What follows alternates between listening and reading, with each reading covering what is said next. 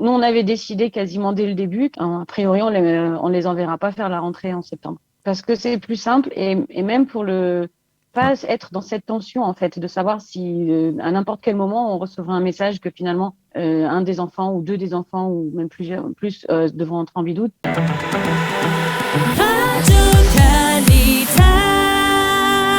Nous avons beaucoup parlé à la fois dans le premier journal d'information mais également dans la revue de la presse de cette rentrée des classes qui doit intervenir finalement le 1er septembre, avec beaucoup d'hésitation de la part des autorités israéliennes. Et la grande question que l'on se pose, c'est comment les parents vont se préparer à cette rentrée des classes et qu'est-ce qui va se passer dans les établissements scolaires du pays à partir du 1er septembre prochain, dans cette atmosphère, on va dire, d'épidémie, de pandémie qui est toujours omniprésente.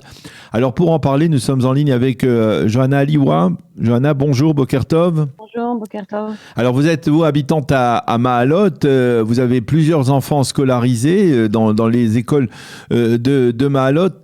D'abord, premièrement, je vais vous poser la question de base. Vous pensez que c'était judicieux de la part du gouvernement de procéder à la rentrée des classes le 1er septembre, en sachant que le mois de septembre est un mois de fête de Tishri et que finalement les élèves ne vont pas beaucoup étudier? Est-ce que vous pensez qu'on aurait dû, dans la conjoncture actuelle, peut-être reporter au 1er octobre, peut-être, la rentrée des classes? Oui, c'est une très bonne question et je pense qu'en effet, ils auraient dû décider que la rentrée aurait lieu après les fêtes, étant donné que voilà, il n'y a pas beaucoup de cours, de jours de classe, et que la vraie rentrée, de toute manière, quand les fêtes sont groupées comme ça sur un seul mois, la vraie rentrée, elle a toujours lieu après les fêtes. Donc, vu la situation, ça aurait peut-être été, en termes de gestion et de risque aussi, de retourner dans ces guerres juste pour les fêtes, etc., ou que les gens soient en bidou au moment des fêtes, 2 jours de cours effectués. Donc, concrètement, la décision a été prise, le gouvernement ne veut pas bouleverser, on va dire, la tradition, on reste à une rentrée le 1er septembre. Qu'est-ce que ça va entraîner pour vous? Est-ce que vous avez réussi à comprendre l'ensemble des mesures qui vont être imposées, ce qu'il va falloir faire pour un parent d'élève, pour les enfants et par rapport à ces enfants, en fonction de leur âge, en fonction de leur état? Est-ce que vous arrivez à comprendre cela? Alors, comprendre, non, pas vraiment. On a suivi les instructions, on va dire, de faire un test sérologique aux enfants qui avaient moins de 12 ans, donc on l'a fait hier. Et les 2 enfants qui ont fait le test, le test est négatif, donc ils n'ont pas d'anticorps. Alors donc, concrètement, voilà, on va s'arrêter là. Ils n'ont pas d'anticorps. Ça veut dire, qu'est-ce qui va se passer pour eux? Ils peuvent aller maintenant, après qu'ils aient fait ce test, sérologique. Ils peuvent rester à l'école. Ils doivent rester à l'école. C'est-à-dire, qu'est-ce qui va se passer si, par exemple, un de leurs camarades a contracté le virus? J'imagine que pour ceux qui n'ont pas d'anticorps, c'est comme avant, en fait. S'il y en a un qui a contracté le virus dans la classe, je pense que ceux qui n'ont pas d'anticorps devront aller en bidoude. C'est ça. Contrairement à ceux qui ont les anticorps. Et c'est plutôt embêtant. Donc, nous, on avait décidé quasiment dès le début qu'étant donné comment le mois de septembre se présentait, a priori, on les enverra pas faire la rentrée en septembre. Ah, vous avez déjà décidé par rapport de votre propre initiative de ne pas les envoyer. Oui, parce que c'est plus simple et même pour pas être dans cette tension, en fait, de savoir si à n'importe quel moment on recevra un message que finalement un des enfants ou deux des enfants ou même plus devront entrer en bidou et éventuellement pas gâcher les fêtes aussi. C'est ça, parce qu'il y a un risque, il y a un risque que d'autres enfants qui sont positifs puissent contaminer vos enfants et vous contaminer également pendant pleine fête, c'est cela? C'est ça. Voilà. Alors, okay. Vous nous disiez effectivement que vous avez décidé de ne pas de ne pas faire rentrer vos enfants à l'école le 1er septembre. Oui, c'est ce après avoir réfléchi et il n'y a aucune décision qui est parfaite. Dans tous les cas, il y aura des avantages, des inconvénients. Alors, on a essayé de peser le pour et le contre dans les différentes cas de figure. Et on s'est dit que c'était, en ce qui nous concerne, le plus approprié. Si les plus jeunes avaient eu un test sérologique positif montrant qu'ils avaient des anticorps, il y a des chances qu'ils seraient retournés à l'école. Mm-hmm. Mais étant donné qu'on a appris hier que c'était négatif, du coup, ils n'iront pas. Est-ce que par exemple à Mahalot, dans votre entourage, il y a d'autres parents d'élèves qui ont la même réaction que vous? Je crois que certains envisagent la même solution. Après, dans quelle proportion, je saurais pas dire. Voilà. Mais j'en ai parlé avec la future Mora de mon fils et qui a dit qu'elle comprenait et qu'elle avait entendu d'autres personnes qui envisageaient la même chose et que voilà. Ça veut dire vous n'avez pas caché aux enseignants en tout cas de vos enfants. Non, pas du tout. Non, on les préviendra même tous à l'avance qu'ils soient pas surpris de pas voir les enfants venir le moment venu. Maintenant, je sais pas ce qui est prévu. Si on n'est pas les seuls, je sais pas du tout ce qui est prévu au niveau des cours, par exemple. J'ai cherché des informations, j'ai rien trouvé en fait sur comment ça va se passer concrètement. Est-ce que c'est-à-dire vous avez pris l'initiative de faire procéder à vos enfants le test sérologique, mais vous pensez que tous les parents l'ont fait? Il y avait du monde quand on est allé le faire et apparemment la veille aussi. Donc je pense qu'il y a beaucoup de parents qui vont aller le faire.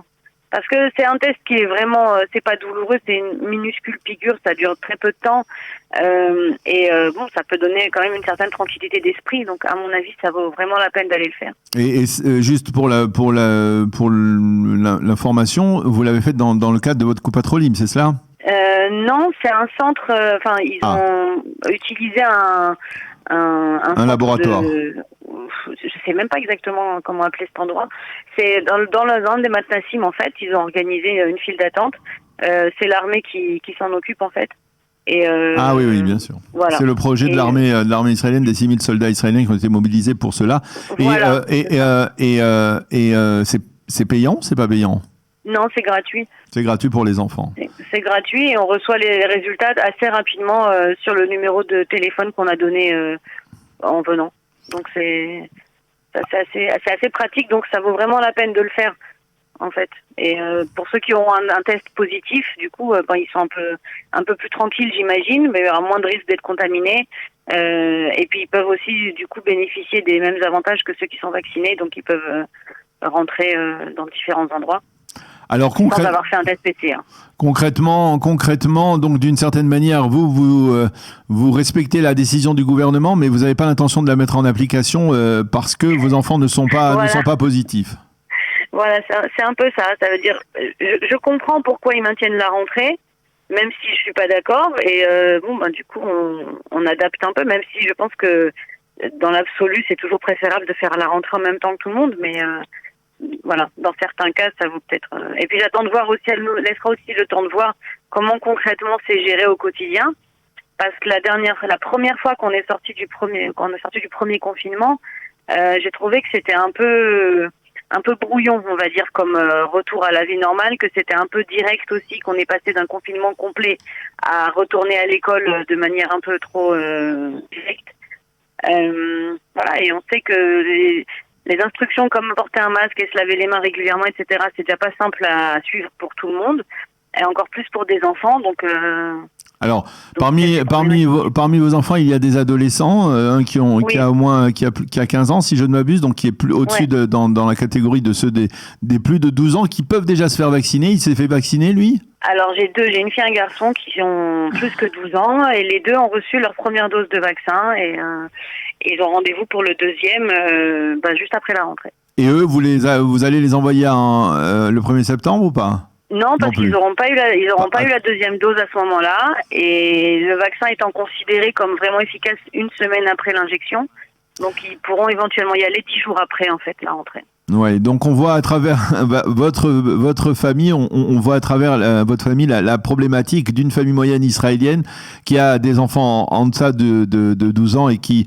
donc a procédé au test sérologique, qui ne va pas faire rentrer ses enfants à l'école la semaine prochaine, et ceux qui ont plus de 12 ans, on le voit, c'est une situation problématique. Vous avez le sentiment que le gouvernement, que l'éducation nationale gère la situation comme il faut, ou alors c'est aussi brouillon que vous le disiez à propos de du premier confinement? En fait, c'est justement ça le problème, c'est qu'on a toujours l'impression qu'on est encore dans une situation de surprise, qu'on gère un peu au coup par coup et presque au jour le jour, alors que ça fait presque 1 an et demi quand même qu'on est dedans.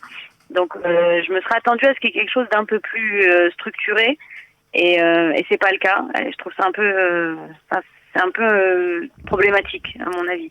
Eh bien, Johanna Aliwa, merci beaucoup d'avoir accepté de répondre à nos questions ce matin. On vous souhaite une bonne rentrée, on va dire, officieuse pour vos enfants. Et on suppose que donc cette rentrée interviendra donc après les fêtes. Merci beaucoup d'avoir accepté de répondre à nos questions. Bonne journée, à bientôt. Merci à vous, Shana Tova.